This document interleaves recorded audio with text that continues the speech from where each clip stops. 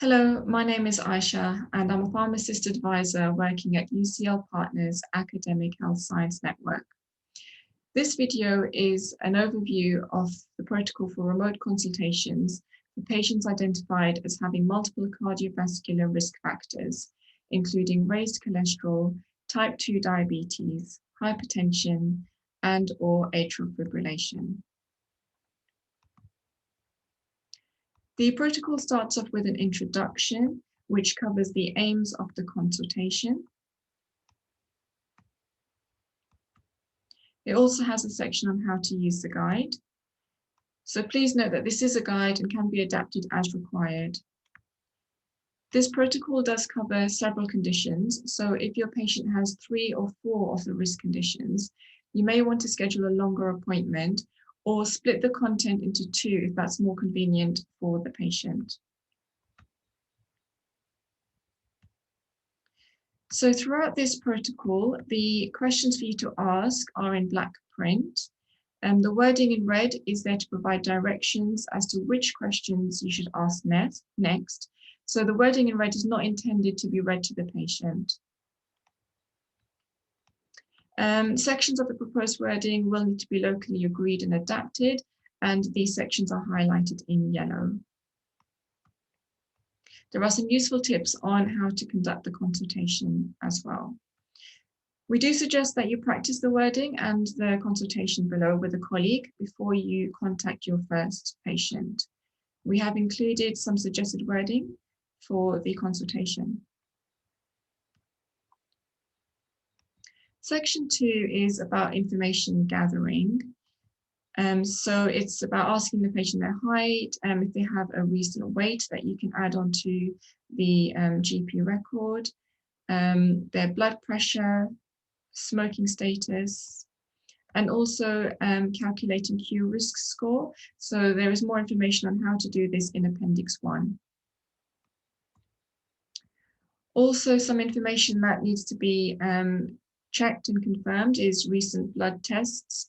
So we have highlighted here which blood tests should be checked for each of the conditions. Section 3 is condition-specific information. So you only need to discuss the ones that are relevant for your patient. If your patient has got more than one condition, then it may be advisable to start with the condition that most concerns your patient. So we've got information here on hypertension to start off with, and then raised cholesterol, atrial fibrillation, and lastly, diabetes. There are some links throughout the protocol for additional information that you can pass on to your patient, and we've got some more links at the end of the protocol as well.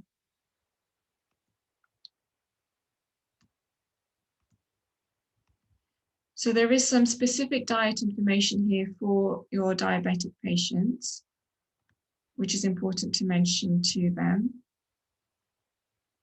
And section 4 is general advice that will help manage all 4 conditions. So things like measuring blood pressure, asking if they have a blood pressure monitor at home and if they're able to do that and use their monitor.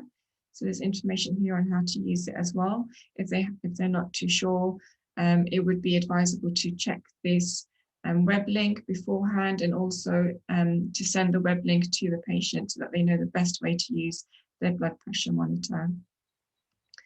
Also important to ask about their smoking status, and also their exercise as well. And lastly, about diet. So this is general diet advice for anybody that you contact for with this protocol, and also about their alcohol intake.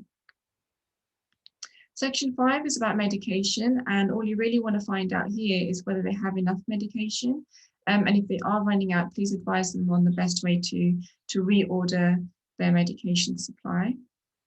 If they do ask you any medication-specific queries, then please do direct them to their pharmacist. So if you can just let the pharmacist know to contact them, or if you don't have a pharmacist who's available, then the GP or practice nurse, if they're able to answer that question as well. Section 6, so we do have some information on mental health in the resources list.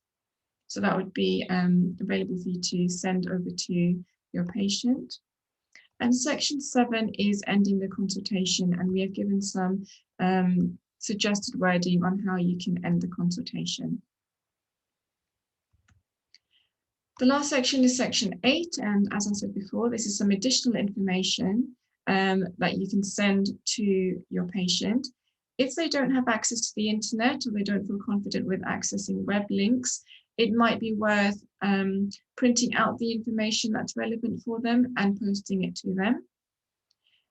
And Appendix 1, as mentioned before, is information on how to calculate the Q risk score. We have highlighted how to do that for EMIS and also for System 1.